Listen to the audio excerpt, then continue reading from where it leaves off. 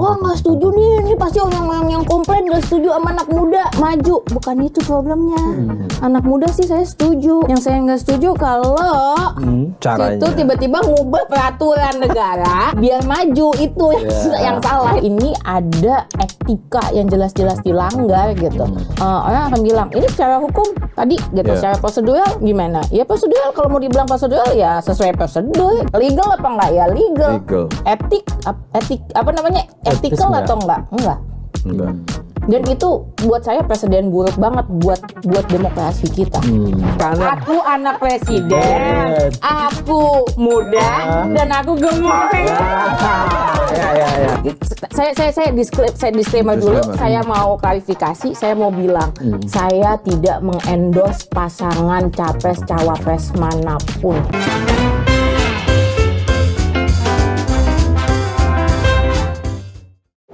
Saatnya yang muda mendapatkan kursi. Wah, deg-degan banget nih. Tapi tetaplah, karena di lanturan kita berdoa mudah-mudahan ngelanturnya pasti mudah-mudahan relevan. aman. Kok aman sih?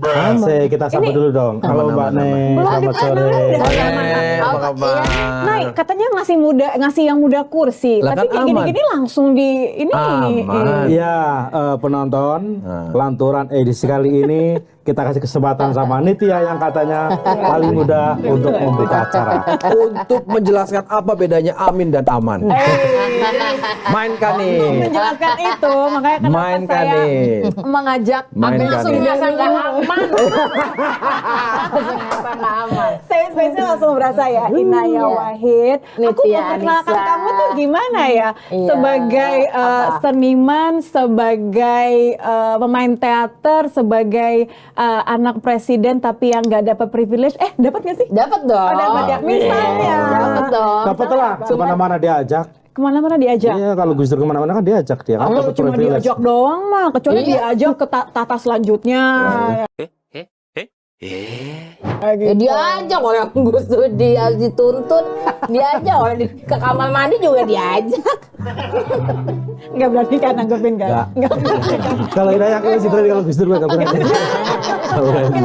Takut. Tapi nah maksudnya kayak kita kan ngomongin ini ya, kita sering banget ngomongin nih kemana sih ini harusnya siapa segala macam, giliran anak muda dikasih kok begini caranya. Do you feel still the same gak sih? Masih ngerasa sama gitu gak? Beda kalau yang muda yang memimpin. Pasti ada bau Inggris-Inggrisnya. Gitu. Of course.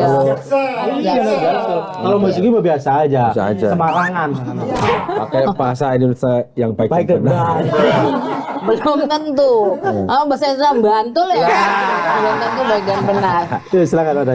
Iya, apanya? Iya kan banyak tuh yang ngomong kayak gitu. Ini saatnya anak muda, anak muda tuh maksudnya terus kalau muda terus apa? Soalnya banyak banget gitu, terus gimana tiba-tiba jargonnya, ini adalah calon termuda, ini adalah apa muda, saatnya yang muda, ya and then what, tapi terus kalau muda terus kenapa gitu, apa yang ditawarin gitu. Karena saya sebagai anak muda juga biasa-biasa aja.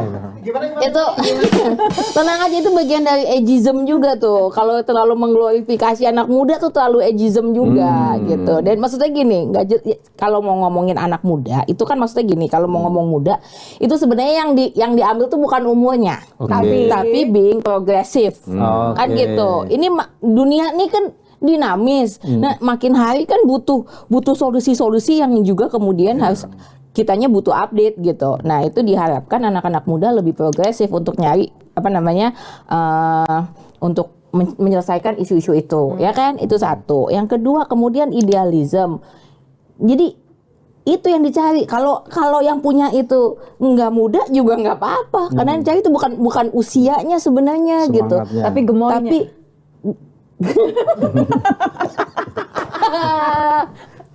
berarti aku bisa itu. Aku memenuhi semua persyaratan. Karena aku anak presiden, aku muda, dan aku gemuk.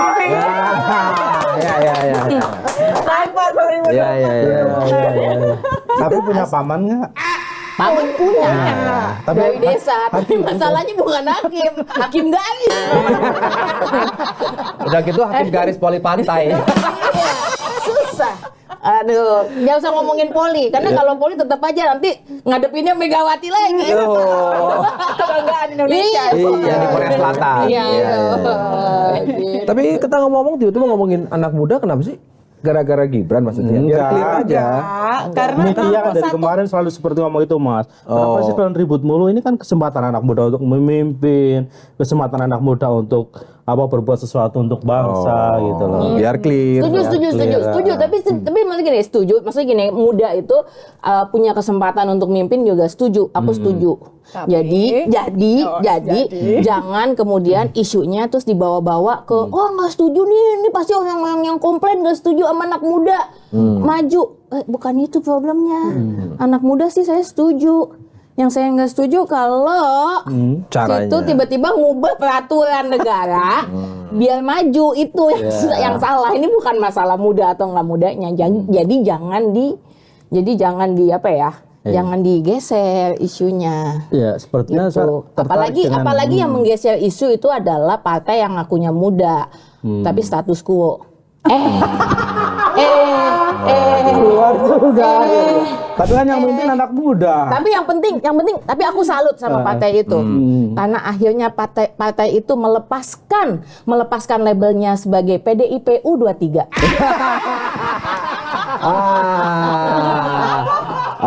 PDIP U23. Iya.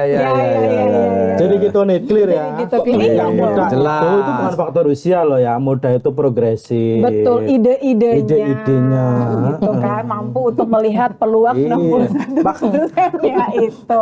Dan kalau tadi kata Mak Nei bilang melabrak konstitusi, undang-undang itu kan memang cara-cara tua ya.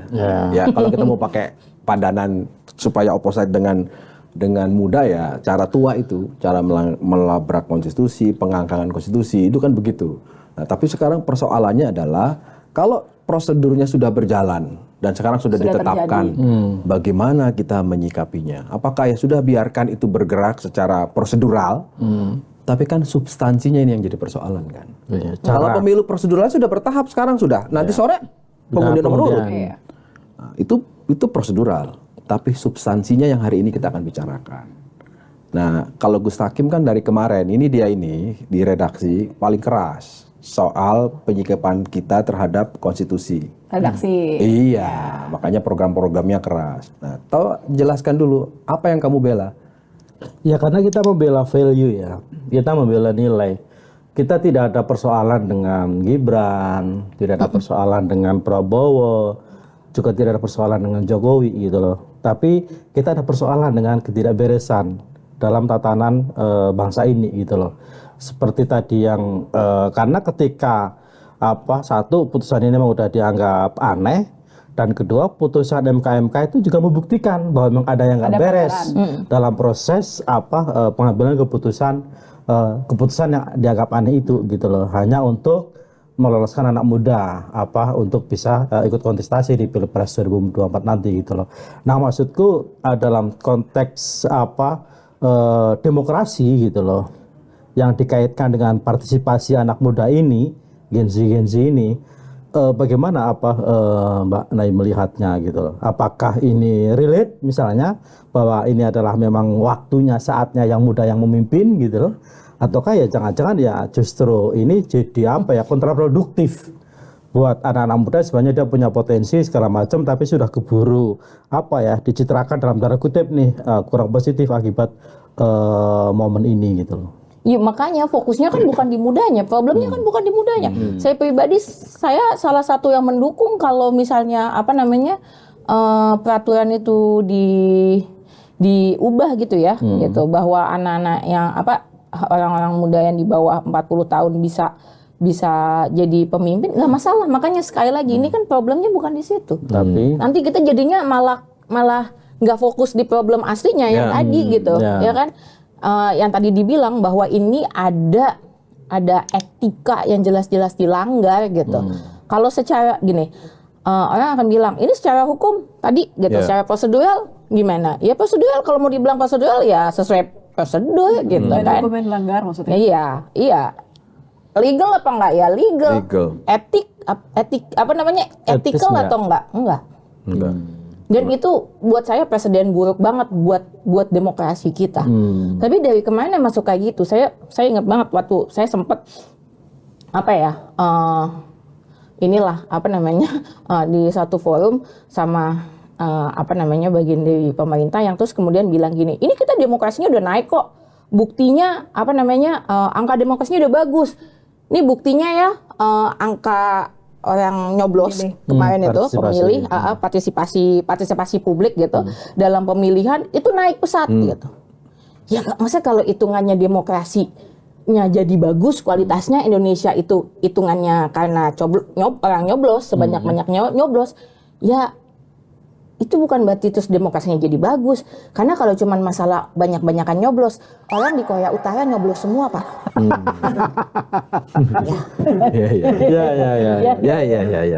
Demokratis nggak? Tapi gini, kan kalau beberapa kali nih aku diserang ke Kompas Malam kan, kita ngundang beberapa pengamat yang berbeda, beberapa lembaga survei gitu. Kompas Malam. Nggak ada yang siang-siang. Belum terbit. Ada yang subuh. Nah, beberapa dari mereka, terutama yang punya lembaga survei, bilang ini isu yang sangat menarik karena ada etika yang dilanggar. Tapi apakah kemudian nanti berpengaruh nggak sama orang berpikir dua kali ketika memilih? Ternyata enggak. Sejauh ini. Minimal dari hasil survei. Atau ini jadi kayak cuma obrolan aja. Gitu ya. Gitu. Betul seperti itu Mane. Bahwa isu ini bukan sesuatu yang penting. Kalau aku sih ngelihatnya itu karena ya mohon maaf ya itu maksudku gini, karena kita udah lama banget menormalisasi hal-hal kayak gitu jadinya gitu loh. Ini nggak salah kok secara ini, tapi etikanya tuh banyak banget yang dilanggar gitu. Dan akhirnya publik sendiri juga jadi mungkin mereka juga jadi ngerasa, oh ini nggak apa-apa kali ya, apalagi pemilih makin ke bawah, makin itu jadi sesuatu yang normal. Mungkin mereka akan berpikir bahwa this is how it is gitu. Gitu. Dan itu banyak banget, aku ketemu banyak banget sama orang-orang muda yang berpikir ya emang kayak gitu bukan gitu. Nggak ngaruh sama kita juga nantinya gitu, nggak ngaruh sama lapangan pekerjaan misalnya, nggak ngaruh sama that's how politik works gitu. Akhirnya jadi kayak gitu. Padahal kita punya pilihan gitu. Ada satu cawapres yang kemudian suka ngomong kayak kemarin saya sempat ngomong gitu bukan sempat kemudian menanggapi pernyataan itu waktu beliau bilang nyoblos itu bukan untuk milih yang terbaik karena nggak ada gitu. Jadi nyoblos itu supaya yang jahat nggak jadi pemimpin gitu. Menghindarkan yang jahat nggak jadi pemimpin. Terus aku bilang kalau gitu lesser of evil dong Pak gitu. Kita lesser of evil mulu tiap 5 tahun gitu. Maksudnya nih masa kita Indonesia nggak punya beneran yang oke, yang baik gitu. Dan lucunya orang yang bilang iya lesser of evil itu kemudian ikutan kontesnya. Jadi maksudnya gini, ini Bapak bagian dari lesser of evil apa gimana nih Pak? Sebut nama. Sebut nama atau justru kasih tahu aja. Ini yang masih dianggap keluarga atau dianggap teman? Itulah kemudian kenapa kita mendorong bahwa proses demokrasi ini tidak hanya berhenti di soal prosedural, bukan hanya soal tata laksana, tapi soal substansi, soal nilai, gitu.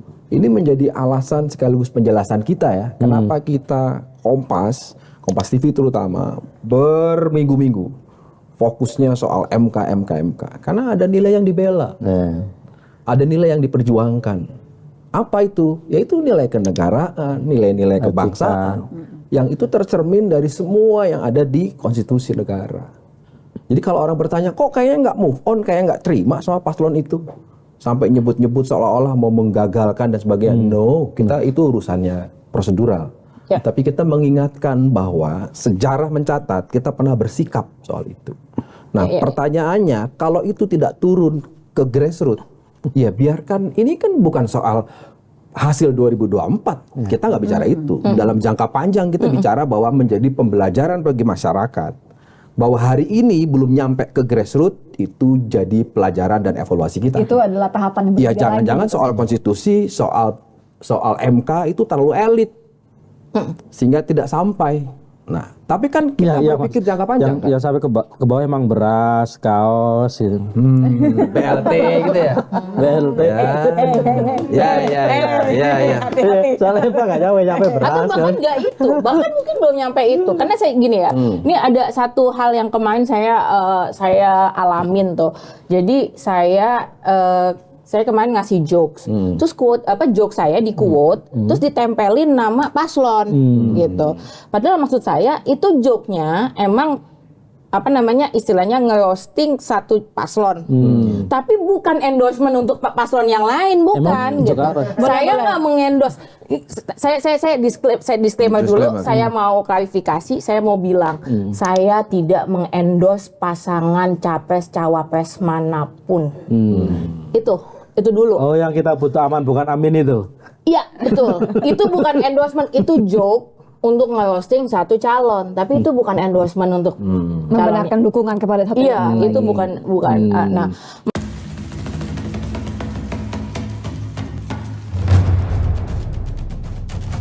masalahnya adalah pada saat itu dimunculkan, terus banyak nih dukungan pendukungnya yang tadi itu gitu ya. Yang mungkin yang aman apa yang amin nih? Yang amin. Oh, yang amin. Tapi mungkin nggak aman. Tapi mungkin nggak aman. Nggak aman tuh maksudnya tuh ya semua orang kan pasti nggak aman. Nggak ada 100% aman. Itu mereka tuh marah sekali gitu. Marah sekali terus ngata-ngatain apa segala macam gitu ya. Terus yang saya heran tuh gini, saya tuh waktu lihat mereka marah-marah gitu ya, karena dianggap saya tuh ngeledekin paslonnya mereka gitu ya. Wah, mereka ngamuk-ngamuk segala macam. Saya tuh pengen ketawa, saya tuh pengen gini, kalian tuh belain apa? Kalian tuh lagi belain orang-orang yang lagi nyari kekuasaan loh. Marah kalian tuh buat apa sih gitu? They're not even worth your anger. Itu yang sebenarnya saya pengen ngomong ke teman-teman muda gitu. Jadi ini banyak banget. Kalau muda ngadepnya ke sana, Pak. Kalau muda ngadepnya ke sana. Ini Nah, aku pikir kita adalah teman. Jadi maksudku jangankan nyampe di bagian beras dan segala macam itu loh. Tapi udah dari awal kita pakainya sentimen dulu gitu, ngamuk-ngamuk sendiri. Bukankah itu yang paling gampang ya? Dan itu kan permainan lama ya. Itu selalu dimainkan, emosi orang tuh selalu dimanfaatkan untuk hal kayak gitu. Kita karena lebih mudah untuk menggerakkan perasaan orang. Yang biasa memainkan emosi orang. Iya. Yang biasa dimainkan.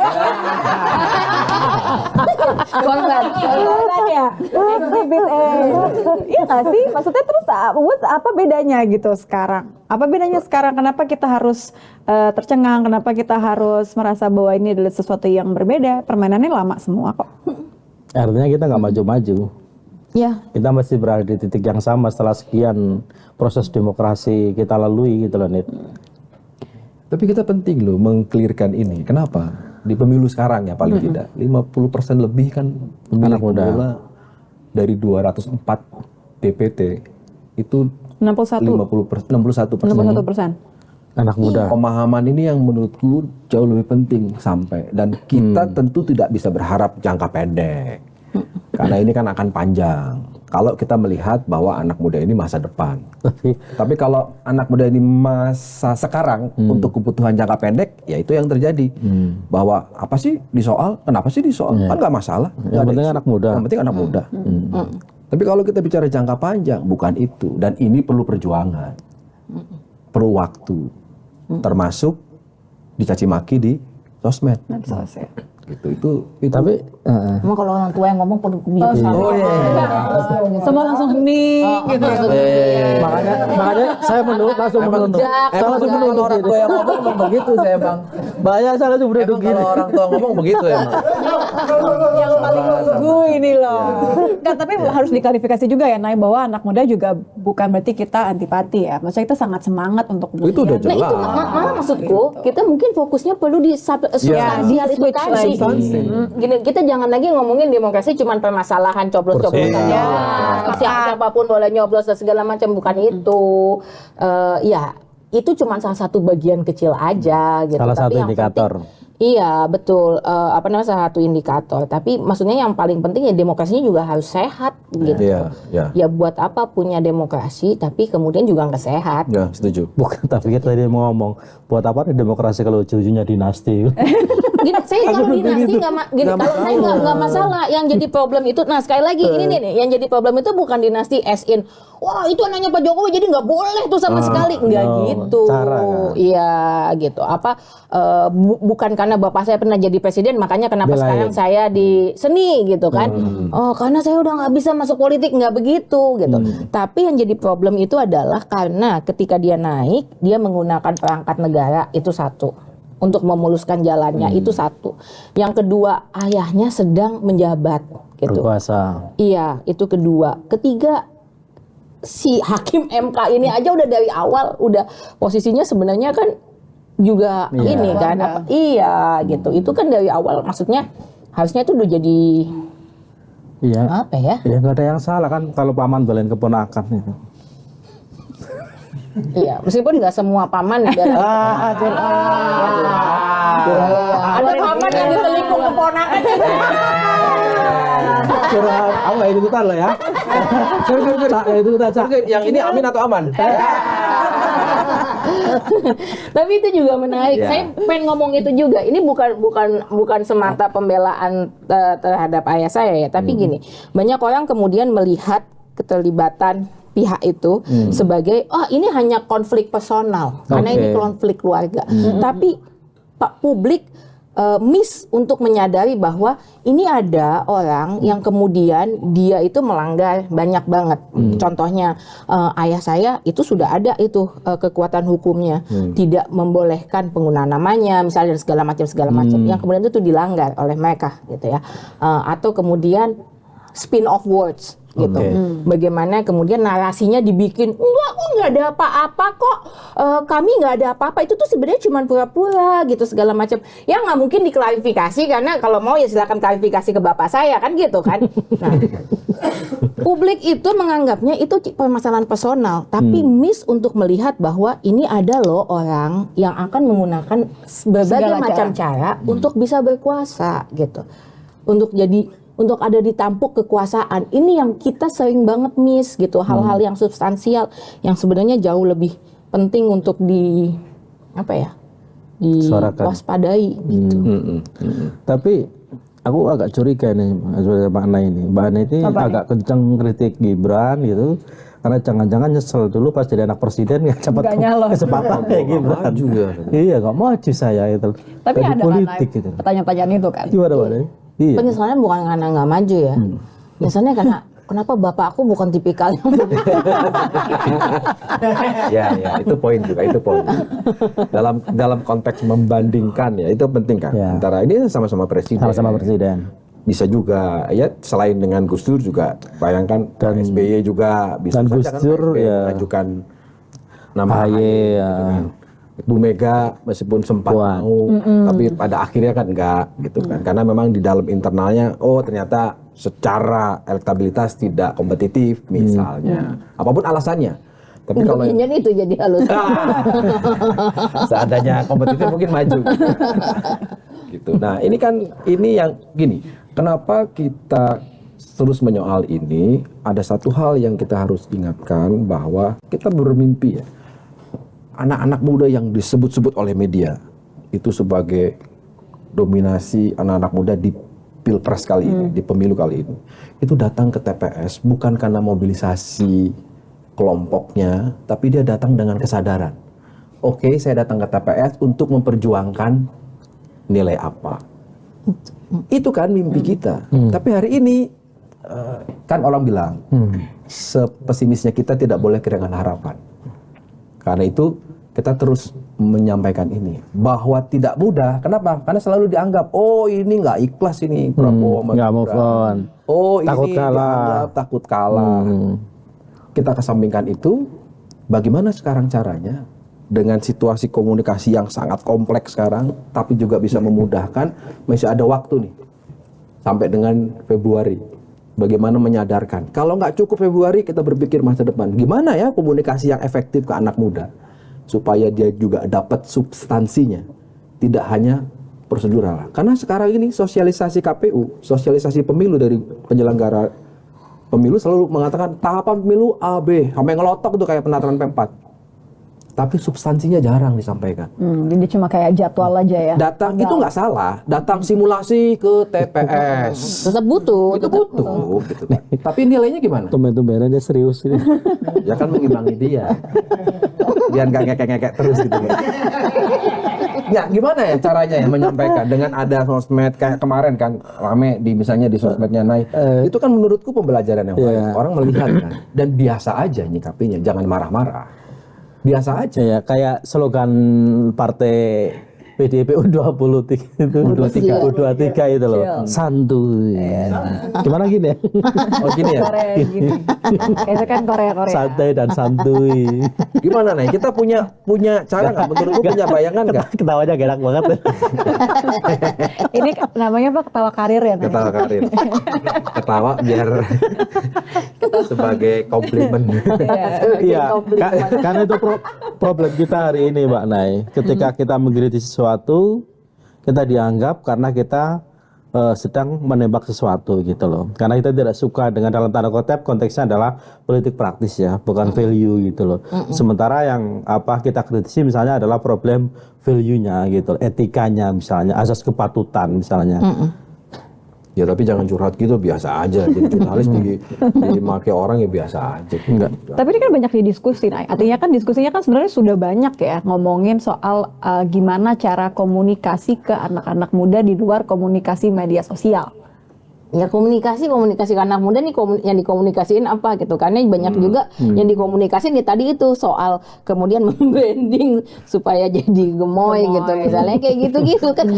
Iya. Bukan yang substansi. Iya, tapi itu works ya in a way ya, yang soal itu ya. Iya. Iya. Tapi ya itu tadi substansial. Kalau mau ngomongin substansial ya contoh yang paling penting. Keteladanan. Iya sih bener ya. Kok ngomong contoh keteladanan langsung kayak pesimis gitu? Ya contoh. Ya memang hari ini mungkin agak susah dari keteladanan. Makin berat gitu. Betul. Hari ini siapa yang kita bisa jadikan contoh? Panutan. Elit yang muncul ya. Tanpa mengerasa hormat bapak-bapak. Iya, ini kan pertanyaan ya. Ini pertanyaan ini terbuka. pertanyaan. Ini sekaligus Iya, tantangan buat Anda sekalian. Gini, Jadi apa namanya respectfully speaking ya. Nah, Dengan hormat. nah. With all due respect. Respect. Contoh. Kalau lo pribadi, Nay pribadi terpikir nggak ada yang sudah bisa kemudian dijadikan contoh? Close to it. Ya kalaupun ada bukan politisi. Bagus. Nice save. Anak-anak muda yang memang sudah berniat datang ke TPS jangan berubah pikiran gara-gara nonton ini ya. tetap harus datang ke TPS ya. Meskipun nyoblos semuanya. Kan adil. Kan adil dalam perspektif tertentu gitu. Karena semuanya. Karena itu perlu pendidikan politik praktis itu tadi. Cara mencoblosnya nggak boleh semuanya. Kalau orang tahunya adil kan semuanya bagi rata. Ya itu satu komunikasi yang salah. Iya, itu kan cara. Nggak boleh adil Gitu, terus suara. Kalau orang nggak ngerti, taunya adil tuh begini, kan harus adil. Coblos semuanya. Ditanya sama orang tuanya, kamu coblos semuanya. Tiga-tiganya. Tapi jangan-jangan aku juga mikir, itu kan Jokowi katanya karena dalam tanda kutip gitu ya, misalnya dianggap sedang dalam tanda kutip emaskan anaknya misalnya untuk maju di Pilpres karena dia terlalu lama berkuasa misalnya. Udah 9 tahun. Kan itu normal. 10 tahun. Dibanding Gus Dur kan 8 Jokowi, Mas. Oh iya. Ya soalnya kalau Pak Jokowi itu kan emang modal beneran. Kalau Gus Dur kan modal dengkul. Itu juga Modalnya bukan dengkul Gus Dur kan. Jamin Rais. Modalnya Amin Rais. Jadi cepet. Cepet turun juga gitu. Tapi ya Gus Dur kan presiden pertama pasca reformasi kan. Itu yang harus diakui, secara harus mencatat itu gitu. Ya, dia produk reformasi. Produk reformasi pertama, meskipun belum dipilih secara langsung waktu itu gitu ya. Tapi mungkin nggak Mbak Nay misalnya kalau katakanlah Gus Dur berkuasa lebih lama gitu loh, pada akhirnya juga akan terjebak dalam kondisi seperti itu. Ya omku kemarin ngomong kayak gitu tuh. Om yang mana nih? Om yang mana? Omku dokter. Bukan harga. Iya. dokter bukan hakim. Dokter. Tapi ini juga Omku pada saat ngomong itu juga ini jauh sebelum kasus Gibran kemudian dicalonkan gitu. Dan bahkan sebelum kasus MK itu. Jadi Omku sempat nonton aku di satu TV gitu, terus Omku bilang, "Yo, aku tuh salah satu hal yang aku syukurin itu adalah bapakmu tuh nggak lama-lama jadi presiden." Saya bilang, "Kenapa Om?" Gitu. Ya soalnya kalau lama kekuasaan itu bisa mengubah kita. Kita nggak tahu bisa berubah jadi apa gitu kan. Apalagi semakin lama kekuasaannya, semakin sulit kita untuk lepas dari si kekuasaan. Jangan jadi ketua DPR nih kalau lama berkuasa. Iya. Salah. Meskipun sebenarnya, Iya. aku matiin toa, nggak matiin mic, aku matiin toa.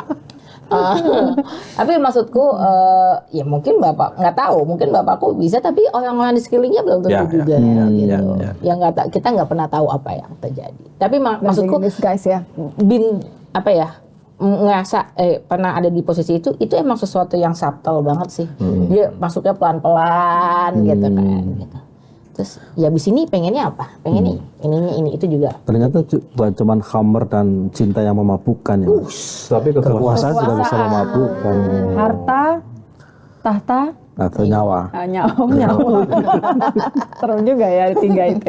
Soal kekuasaan. Judi slot. Itu memabukkan juga. Iya. Kekuasaan memabukkan.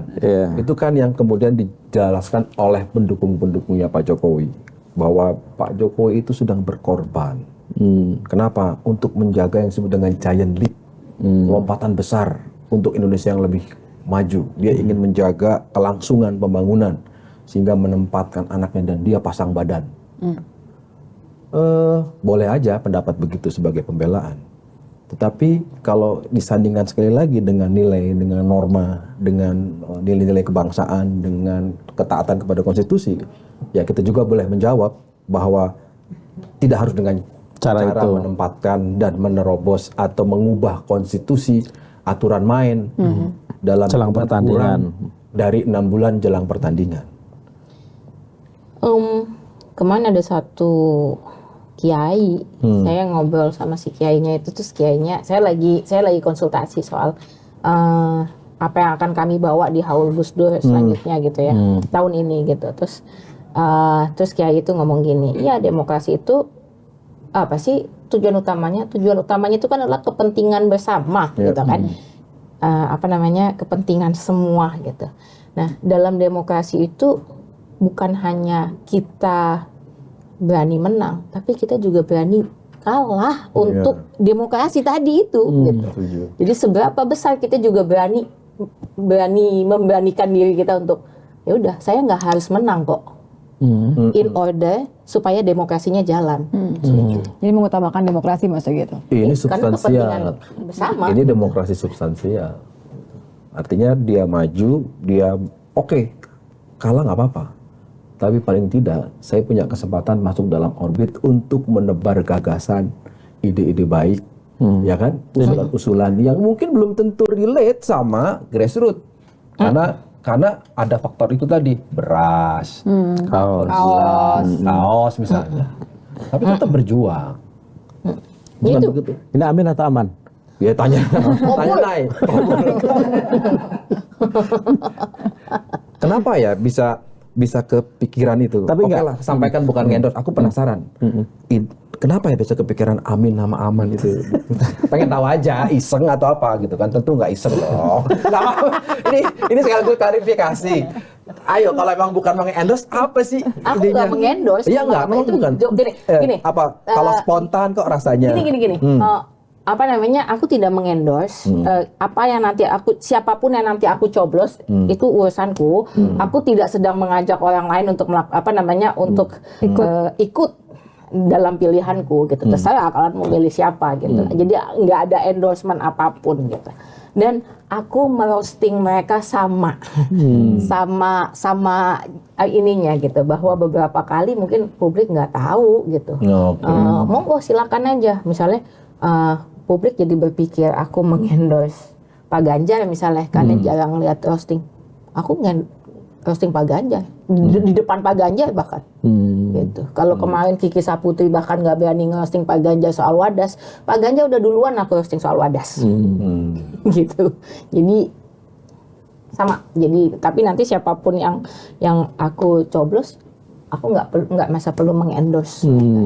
Urusan pribadi Urusan pribadi. di dalam bilik suara. Tapi kalau misalnya Mbak Ana ini kan pernah berada di lingkaran istana ya. Maksudku meskipun tidak selama Gibran, tidak selama Kaisang misalnya. Memang apa lingkungan istana itu bisa mengubah karakter orang gitu. Alah, nggak usah istana, jadi ketua RT aja bisa berubah karakter. Istana lah. Pantesan dia berubah sekarang. Jadi bos saja bisa berubah. Ya, artinya bisa dipahami kalau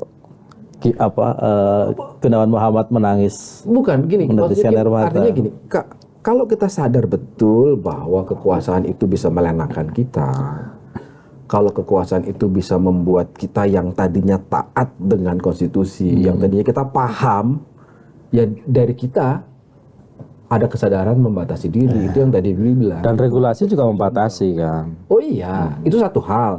Tapi kan kembali kepada yang sebut habitus itu loh. Kebiasaan di internal grupnya itu. Nah kalau di keluarga Gus Dur mungkin kan sudah biasa melihat kekuasaan itu sebagai sesuatu ya wis lah, titipan, wis lah gitu. Tapi ada juga yang hari ini kalau kuasa Gus Dur nggak jadi presiden nggak paten. Nah itu kan itu kalimatnya gitu. Artinya memandang kekuasaan itu sebagai sebuah ya sudahlah hari ini lagi dapat sebagai sebuah medium. Nah ini kan yang kita harus sampaikan Kim, karena Gus Takim ini kan banyak programnya. Jangan cuma soal banyak luhannya tadi. Banyak luhannya. Banyak luhannya, banyak nggak ngeluh sebenarnya, menyampaikan aspirasi. Ngeluh mulu sih, kurang bersyukur nih kayaknya. Sekarang kan gitu dikit-dikit digituin. Lu ketawa banget kencang banget lu. Dia bahagia banget. Dia paling bahagia tuh. Tapi tetap ya, maksudnya ini akhirnya karena lagi deadline gitu kan. Ini kan ya sudah itu sudah terjadi kan, PR-nya adalah bagaimana berikutnya gimana, biar pertanyaannya begitu. gitu maksudnya. Biar move on gitu kan. Sama juga kita juga tentu mengharapkan nggak cuma yang muda ngaku muda kelihatan muda kan gitu. Apa yang akan mereka bawa ke meja gitu. Yang muda ngaku muda kelihatan muda. Padahal nggak muda. Dia nggak apa-apa loh, nggak mudah itu nggak apa-apa loh. Iya, benar. Ini ageism banget, ini terlalu ini salah satu efek terlalu mengglorifikasi anak muda juga itu loh. Yang penting lugu, yang penting sehat. Kan kalau kesempatan semua. Sama gemoy. Berikan aku 10 anak muda, aku jadikan ku gerakan. Apa sih? BTS itu apa sih? Gila, gue langsung blank gitu di depan kamera, langsung blank. Ami, maafkan aku. Jangan dihabisi. Iya, lagi-lagi. Jadi pertanyaannya sama soal ini loh, kaum privilege itu loh, Nay. Kan semua kan selalu bertanya-tanya soal jadi apa yang kaum privilege bisa berikan kepada kita. Kamu ini kok langsung ingatnya ke aku? Ini nyindir apa? Kamu calling out aku ya? Kamu lagi calling out aku. Iya, saja. Iya dong, gitu kan. Ya udah, apa yang mau dibawa? Kalau misalnya memang yang dijadikan alasan untuk memajukan seseorang yang muda itu untuk memastikan kemajuan bangsa karena punya privilege, berarti apa yang bisa dia berikan? Maksudnya gitu. Apa yang bisa kita tagih dari situ? Kemarin saya diceritain sama teman, dia di bagian penyelenggaraan pemilu. Tapi daerah gitu. Itu banyak banget yang para calon-calon itu. Mereka bahkan nggak tahu tugasnya ngapain, ininya ngapain gitu. Atau bahkan ada, dan terutama itu anak muda yang kayak gitu. Ada bahkan yang ditanya, oh dia di partai A itu atau partai B gitu. Terus ditanya ketua partainya yang mana, dia juga yang nggak tahu. Tapi maksudnya gini, Iya. Tapi gini, terlepas dari itu, artinya maksudnya gini, ya itu melihat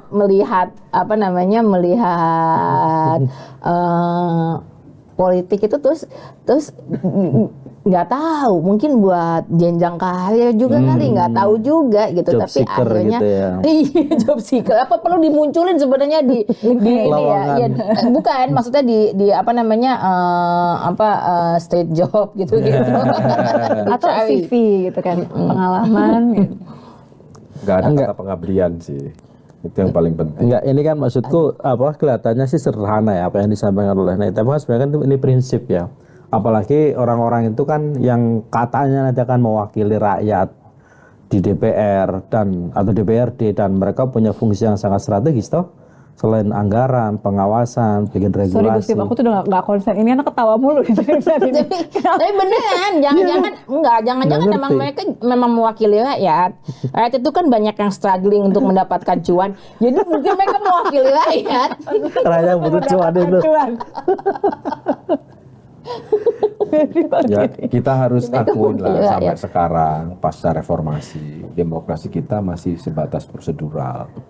Saya nggak mau lah menyebut tidak ada sama sekali, ada, tapi kecil sekali pemahaman-pemahaman itu. Sehingga ya kita jangan kaget kalau ada masyarakat mencoblos. Kenapa? Karena ini lebih besar. Itu fakta. Lebih besar apanya Mas? Balihonya Mas? Ya baliho bisa, berasnya juga bisa. Itu kan yang terjadi. Sebagian besar ukuran tubuh juga bisa. Iya, bisa gitu. Tapi kan tugas kita untuk memperjuangkan itu. Paling tidaklah kita yang bekerja di sektor informasi itu terus melakukan itu. Memperjuangkan yang kasih besar-besar tadi maksudnya. Ya. Paling tidak kita ini yang nggak dapat jabatan apa-apa. Ini Kita ini yang bagian pengabdian ini. yang bagian pengabdian ini. Dari kita ini dari tadi ngobrol berkali-kali ngobrol sesuatu yang mereka tidak pikirkan tentang kita. Tapi kita bahas. Mereka tuh nggak mikirin kita loh. Kita bahas. Sedih ya? Iya kan? Kok aku jadi sedih? Padahal kita berpikir kita mau jadi apa juga belum tahu gitu. Tapi kita bahas dan mereka belum tentu udah pasti tidak memikirkan kita.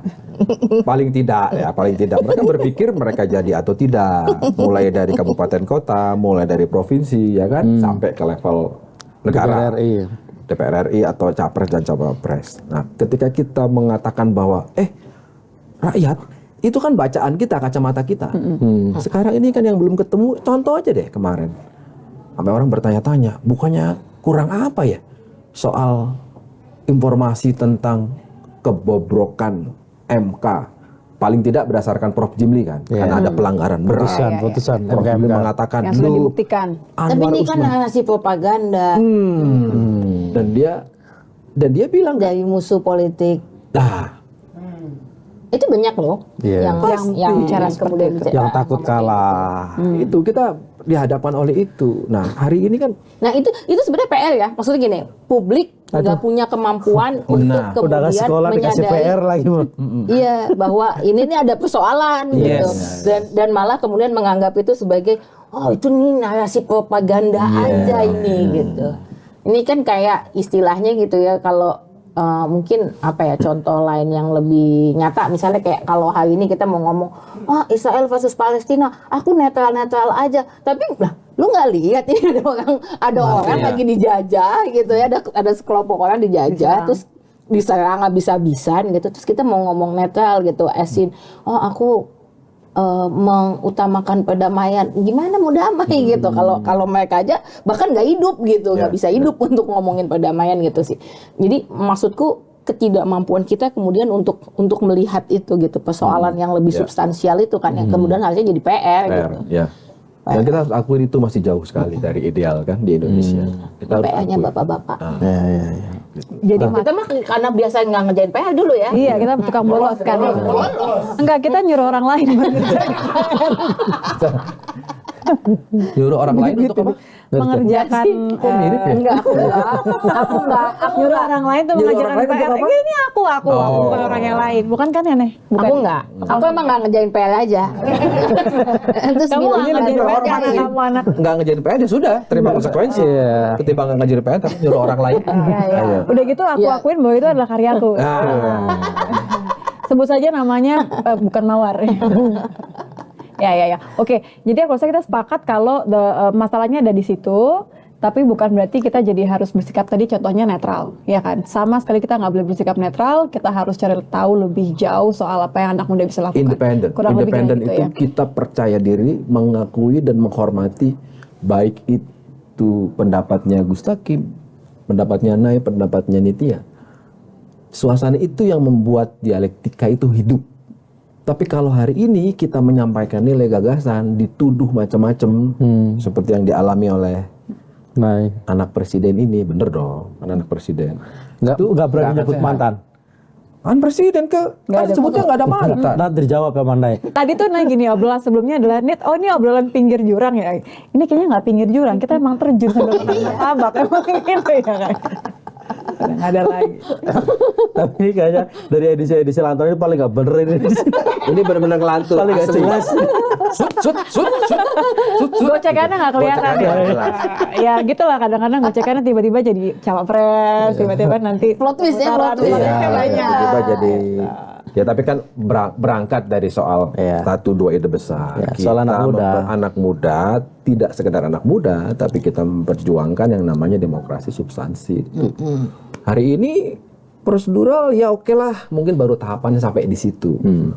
Tapi kita harus berjuang sampai substansi. Bahwa yang substansi itu elektabilitasnya cuma paling kecil, ya nggak apa-apa. Kan harus siap kalah kan. Betul kan? Siapa yang harus siap kalah? Yang mana? Aman apa Amin? Aman atau Balik lagi. bukan gue loh ya.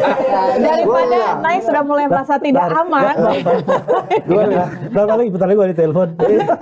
Ini balik lagi udah mau klarifikasi, udah mau closing, dibalikin lagi aman atau amin. Ini negara banyak plot twistnya. Ini negara kita tuh kayak K-drama ya.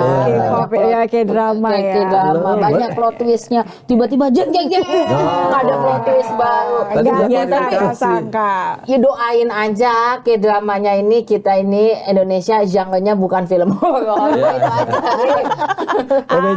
Komedi. Ini berarti usul karena ada Nay, karena doanya seperti itu ditutup dengan apa? Bukan Kabur. Terima kasih Nay udah datang. Thank you banget udah menemani sebagai anak muda. Kita ketemu lagi di Lanturan episode berikutnya. Terima kasih. Nah,